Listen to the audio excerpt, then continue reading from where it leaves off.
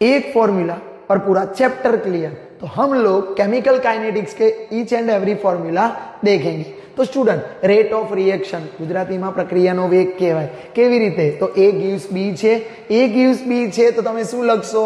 તો પ્રક્રિયકની સાંદ્રતામાં શું થાય? ઘટાડો, અને નિપજની સાંદ્રતામાં શું થાય? વધારો।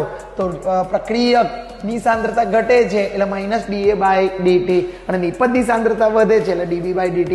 સ્ટુડન્ટ આ ધ્યાન રાખજો, કોઈ પણનો એકમ શોધવો છે, યુનિટ શોધવો છે તો કઈ રીતે શોધશો?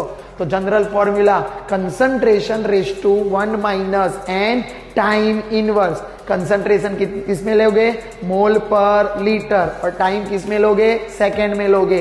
ओके, रेट लो एक्सप्रेशन, प्रक्रिया वेगનું નિરૂપણ કઈ રીતે કરશો? તમને એક પ્રક્રિયા આપેલી છે A of A plus B of B gives product, તો પ્રક્રિયાનો વેગ યાદ રાખજો। પ્રક્રિયાના વેગને પ્રક્રિયકની સાંદ્રતાના અનુસંધાનમાં દર્શાવવાની રીતને વેગ નિયમ કહેવાય। કઈ નહીં કરવાનું, A ની ઉપર X, B ની ઉપર પણ Y।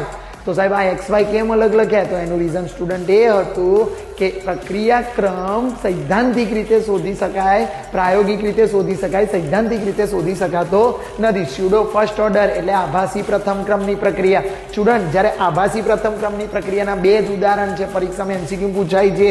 હાઇડ્રોલિસિસ ઓફ સુગર એટલે સુગરનું જળ વિભાજન અને એસ્ટરનું પણ જળ વિભાજન। શૂન્યક્રમની પ્રક્રિયા તમને આવડે છે।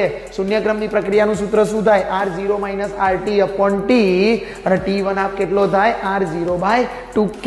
જે R0 શું છે? તો શરૂઆતની સાંદ્રતા છે।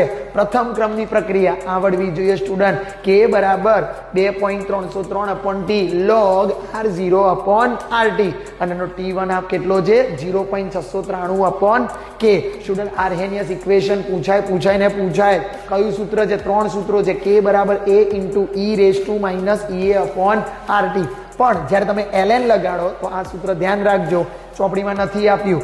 ln K બરાબર ln A - EA upon RT, log K બરાબર log A। ભાઈ જ્યારે તમે ln ના log માં કન્વર્ટ કરો ને તો 2.303 વડે ભાગવામાં। અને છેલ્લું સૂત્ર, જ્યારે પ્રક્રિયા વેગને તાપમાન રેટ ઓફ ડબલ કરવામાં આવે, જ્યારે તાપમાન 10°C વધારવામાં આવે તો પ્રક્રિયાનો વેગ કેવો થાય? બમણો।